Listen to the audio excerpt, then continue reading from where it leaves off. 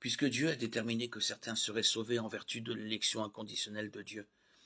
Il a décrété aussi que Christ devait mourir uniquement pour ses élus.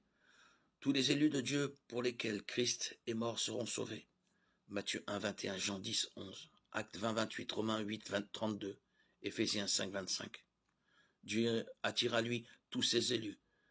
Par la grâce irrésistible, il donne à l'homme la volonté de venir à lui quand Dieu appelle l'homme, répond. Jean 6, 37. Les élus de Dieu qu'il a attirés à lui par le Saint-Esprit persévéreront dans la foi.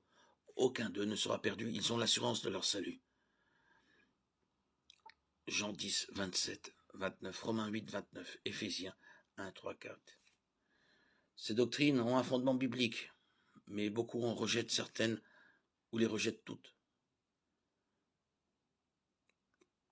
Les calvinistes n'acceptent que la dépravation totale, l'élection inconditionnelle, la grâce irrésistible et la persévérance des saints. L'homme est pécheur et incapable de mettre sa foi en Dieu, de lui-même. Dieu choisit ses élus selon sa volonté et non en fonction de leur mérite. Tous ceux qu'il a choisis viendront à lui et tous les authentiques croyants, nés de nouveau, persévéreront dans la foi. Les calvinistes croient cependant en une expiation illimitée. Jésus est mort pour les péchés du monde entier, non seulement pour ceux des élus. Il est lui-même la victime expiatoire pour nos péchés, et non seulement pour les nôtres, mais aussi pour ceux du monde entier. 1 Jean 2, 2.